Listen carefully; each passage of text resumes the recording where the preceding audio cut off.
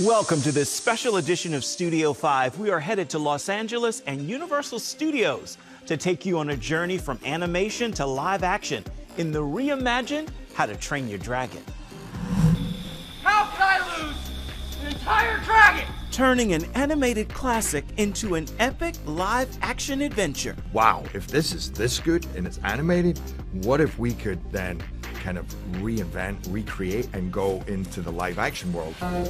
Action, and pull. The cast and crew take us behind the scenes of How to Train Your Dragon and inside the Isle of Berk, where fire-breathing fantasy comes alive. And we begin this special look at How to Train Your Dragon with the mastermind behind the project, Dean DeBlois, who is the writer and the director. Okay, action.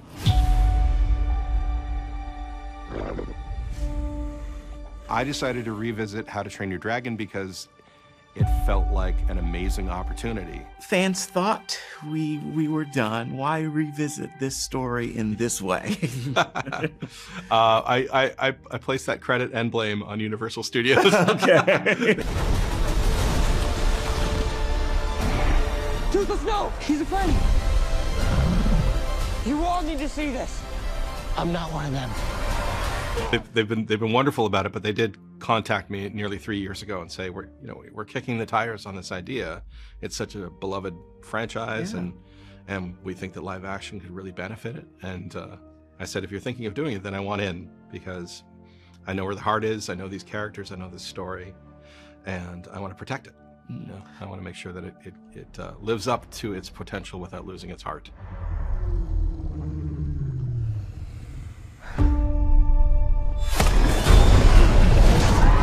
What were the challenges moving from animation to live action with dragons? It's okay. I won't hurt you. Well, certainly making the dragons feel photoreal was going to be tricky, because the dragons in the animated movies are quite stylized and exaggerated. And so we really leaned into, as we redesigned them, we leaned into the animal references that inspired them. Crocodiles, or in one case, like a tropical bird, or a walrus in this case, or a black panther in the case of Toothless. And then tried to retain what people would recognize from the animated movies in terms of silhouette and coloring and personality and traits, but also make them feel like they could walk around with any dinosaur in Jurassic Park and you would believe it. They had to be that real. That said, was there one or two scenes you were looking forward to recreating now? Yes, for me, I think one of the scenes I was looking forward to recreating was Hiccup's graduation day in the arena, with all of the populace of Berk gathered, his father giving his speech about how proud he is of his kid, and then having it all unravel to the point that Toothless has to break in there and rescue him, because it's like a movie within a movie. And I knew that live action could dial up all the relationships in there and make it more intense, and the choreography of the stunts, all of it was going to be a kind of a microcosm of our ambitions for the movie. How do you approach casting? Well, casting's really interesting. I mean, we had a wonderful casting director named Lucy Bevan, and she pulled together really amazing combinations of talented young actors who could kind of invent their own chemistry in the room. And so it became sort of a kind of testing, just trial and error, and finding our way toward those characters that best embodied the spirit of the character without necessarily having to look like their animated counterparts.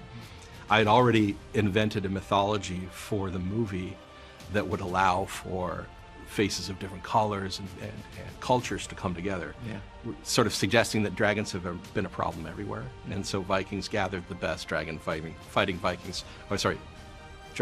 warriors from everywhere, every region, and brought them to this island with the purpose of finding one of the nests. So yeah, it was kind of a process of elimination, to sort of finding those actors that really captured who the character was at their core. When it comes to Nico and Mason, these two just sort of came alive in the room, and suddenly I felt that they both embodied the core character of Hiccup and Astrid and how they played off of one another. Gerard Butler is Stoic. He is the co-creator of the role. To watch him step right out of the animated movie, and here he is in front of you, Stoic the Vast, it's such a treat to watch. Does this work without Gerard? Well, Gerard was a no-brainer from the start, because I thought if we're going to do it, we have to have Gerard. The challenging thing there was that he wasn't available. He had back-to-back projects. And it was actually the actors' strike of 2023 that made a couple of those projects shift, and it opened up a gap where Jerry could come in and play the character. But it is hard to imagine anyone else in that role. Indeed. By the way, Dean is tied to other familiar hits like Lilo and Stitch. How to Train Your Dragon is in theaters June 13th. And still to come, actor Gerard Butler talks about reprising his role in this much-loved story. It's so emotional and it's so powerful, so enjoyable and thrilling that's why we made it. That was the hope that we made it. That was the challenge, to take it to that other level.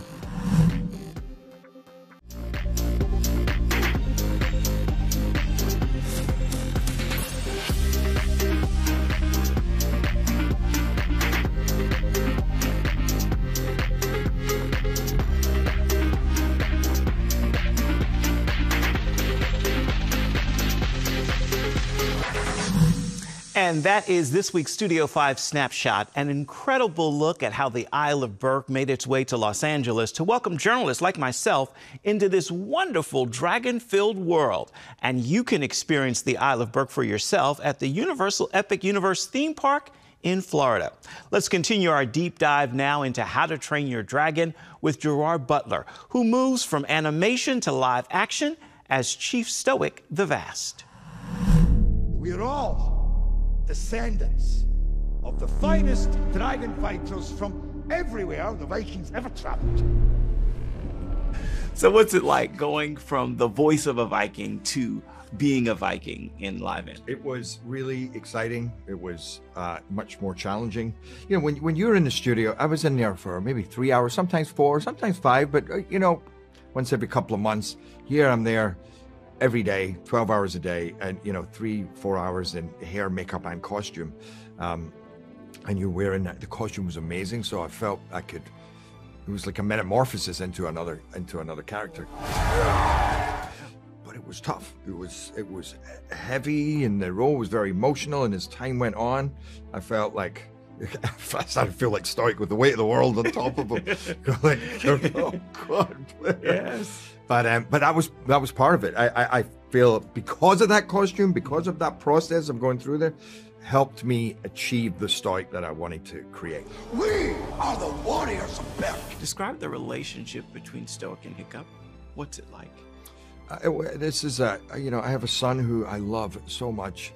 And my heart breaks for him because he's lost his mother. My heart breaks for me because I lost my wife. But he's a wayward boy in my book, you know, and everything I do is about protecting legacy, tradition. I'm, you know, convinced about the way of the Vikings, and he is not showing that way. And the tribe don't believe in him. The tribe ridicule him, and that all reflects on me, you know. And I think that Stoic's very concerned for the safety of his son. They've killed hundreds of us. And we killed thousands of them! And the pain of not being able to communicate with him, I think just breaks his heart. These beasts are a threat to all of our lands. It's time, Hiccup. Why did you want to see this story reimagined this way? Considering we have a trilogy, we all love it. People talk about having, you know, tight bonds with this. Why? Because you can't get too much of a good thing. Well, I just want to point out, I was not the person making the decision as to make a live action. I always knew when we were making the live action, wow, if this is this good and it's animated, what if we could then kind of reinvent, recreate, and go into the live action world where I can actually be Stoic, and I can give 1,000 more colors in terms of the voice, the movement, everything than I can in a voice studio. And so can all the actors, and we can now create, you know, with technology, a whole new world. And I think that, like, you asked that question, but you've seen the movie, so you probably understand the answer. And I think the answer is there for everybody to see. Nobody's asking that question anymore when they're in the movie. They're like, oh, I get it. Yeah, like, oh, I get it. It's so emotional and it's so powerful, it's so enjoyable and thrilling that That's why we made it. That was the hope that we made it. That was the challenge, to take it to that other level and entertain a whole new world of fans, and have the doubters say, you know, though at first he came to scoff, he may remain to pray. I like that. I like that. That's an AA book. Speaking of that, so was there a scene that you were looking forward to seeing move from animation to live action? Yeah, you know the scene where I come back from war in Stoic and Hiccup is really doing a good job in his training, and I go in and mess with him. Oh my God. Because even when I did the voiceover for the animation, I remember they used a lot of that. For the animation, they showed the moves, and I could have even more. I just remember going, this is so much fun. And that was one of the fun parts about connecting with my son. Sometimes it's heartbreaking, other times it's funny. The awkwardness, you know, here we are, you're my boy. What does that mean? I don't know, I can't. And he was so good. He was so good, Mason, in that scene. So I think that scene is thrilling, it's funny, it's moving, it's touching, and it just pulls you right in to the heart of their relationship. And this movie is a big father-son story as well, you know. It's time, Hiccup. Gerard Butler has starred in several action films, including Olympus Has Fallen and 300. And our special look at How to Train Your Dragon continues with a sit-down with actor Julian Dennison. Every character, there's a moment in this film where they step back and they realize that the world they're in and the village they're a part of and the people they're a part of, and they realize that they're unique and that they're special and that they can help and that they can do something. Welcome back to this special edition of Studio 5. Joining us now is Julian Dennison, who plays Fish Legs in How to Train Your Dragon. Maybe they're not as bad as we think they are. In case you forgot, our parents' war is about to become ours. Figure out which side you're on. Julian, what's your relationship to How to Train Your Dragon, the trilogy, before coming to this role? My relationship with it, great. I kind of grew up when the films came out. I love the first one. The second one's my favorite. What's up to us? Us? Stick with me. All right, bud, you ready?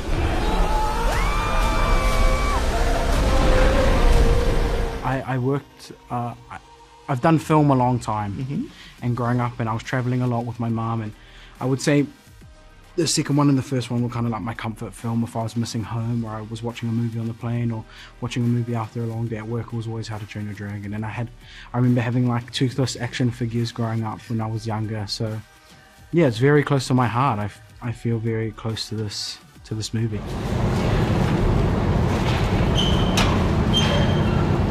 So when there's the thought that you could be a part of it, how did that make you feel? Yeah, I remember getting the email. I was actually working on another project, and some of the other guys were like, "Do you see that they're making a How to Train Your Dragon movie?" And I was like, "What? Really?" And I was like, "Oh my gosh, no, I have to be a part of that." And I'm like, they're like, "Oh, did you get an email, Julian?" And I was like, "No, I didn't get an email." And I was gutted. I was so sad. And then about a week later, I got an email about doing an audition, and yeah, and the rest is history. I guess I'm here. Who is Fish Legs? Who is Fish Legs? He is, I like to describe him as kind of this, I don't know, he just loves dragons. He loves everything about them. That's his calling. His higher calling is to be one with dragons and to know them and to get to know them. And he's a lover, he's not a fighter. He just wants to be there and adore them. And he's kind of put into this world of kind of, we have to kill them and we have to fight them. And he's kind of there, just being happy and being himself. And that's who Fish Legs is in this movie. Like, he's just this lovable teddy bear, to be honest. And why is Julian perfect to play this lovable teddy bear? I would say I'm a pretty lovable guy, and I'm a pretty lovable teddy bear. My partner would probably say that as well, you know, when, I don't know, lovable teddy bear. So I don't know, that's why I think it's, and I love the film. I love the story, and I don't know, it's just close to my heart, and that's why I think I'm perfect for it. Yeah. Take me to the set. What's it like to ride a dragon? Sore on my bum. No, it was a lot of like, it was so cool. It's like these giant kind of rigs, and you're sitting on top of them, and you're really high on the dragon, not well on anyway. you're on these dragons and you're really high and you're kind of harnessed in, and it's kind of uncomfortable and you're trying to get used to it, and it's kind of like riding like a bull, like one of those. So it's very technical, and then you see it on screen and you're like, wow, I look very majestic, which is great. So yeah. Did you have any fears or worries, considering this is so close to your heart, so close to many people's heart? Yeah. Now we're reimagining it. Yeah, I think it's always the question when you're taking a source material and you're kind of redoing it, or you're kind of trying to add more life, or you're trying to not change it but make something new from a source material that people love. And I just believe people are going to love it. I think it stays true to How to Train Your Dragon. It stays true to the story, to the heart, to the spirit of the film. And I think people are going to see not just fish legs but all the characters, and they're going to be like, man, this is the spirit of them, this is the heart of them. And yeah, I don't think people need to worry. I don't think people need to worry. Yeah. Speaking of the heart and the spirit, if you had to pull a lesson from this story, what is it? I think every character, there's a moment in this film where they step back and they realize that the world they're in and the village they're a part of and the people they're a part of, and they realize that they're unique and that they're special and that they can help and that they can do something, I guess, for their people in a way. And I think that's really special, and I think that's something that people can take away and kind of it is a movie about dragons, and I'm trying to make it as deep as I can. But really, it is special. Like, you're gonna leave the cinema and be like, oh man, there's so much more heart, and there's so much more, I guess, just like energy and love. And I think people are really gonna feel that walking out of the cinema.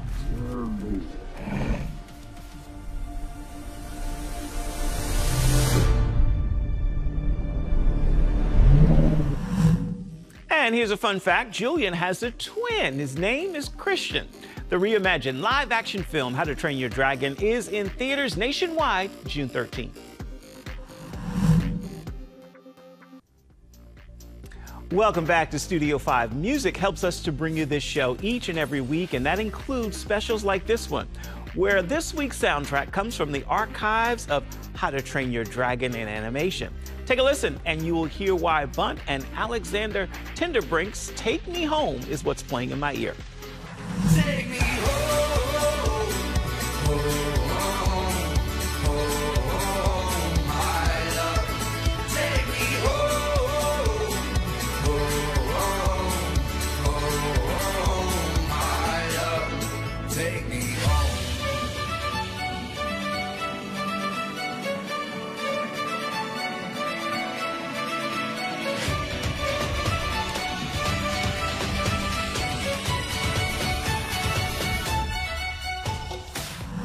Take Me Home. On that musical note, we are just about out of time for this week's edition of Studio 5, so let's take a moment to look at next week's rundown. Sometimes I fall to my knees and pray. She's got more than a dozen Grammys on her shelf, and CeCe Winans joins Shirley Caesar. In the power of the name. Learn more about the dynamic collaboration and her upcoming international tour. God has given me a gift, and not only a gift, but it's for such a time as this. For some reason, he's entrusting me to represent who he is and to encourage people to worship him. Please join us for that and so much more come next week. As for this week, we've got time for just one more thing. Let's give the final word to Dean DeBlois.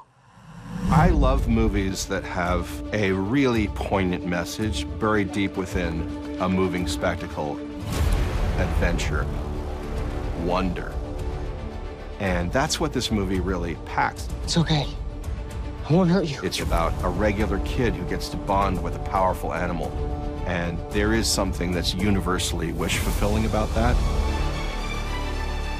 But at its core, this is really a story about finding your voice and being brave enough to follow your own convictions in a world that wants you to become like everyone else. Dad, I can't kill dragons. Marching to the beat of your own drum has been such an important lesson for me in my life that I love to carry that forward. My hope is that those who had seen and loved the How to Train Your Dragon films will be keen to see what we've done, because it comes from a place of love and it comes from a place of respect.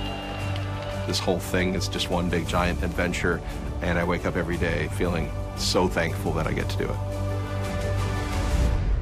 Having the opportunity to do this kind of world building and to revisit characters but with a fresh spin is just super exciting to me, because I know where the heart of this story is. You ready? It's a wonder to be a part of, and I am thrilled. This is Burke. Dean, that is a great final word for this special edition of Studio 5 and for this week's look at uplifting entertainment. Until next time, make time to uplift someone around you, and then please come on back and see where Studio 5 takes you next week. Thank you so much for watching. Bye-bye, everybody.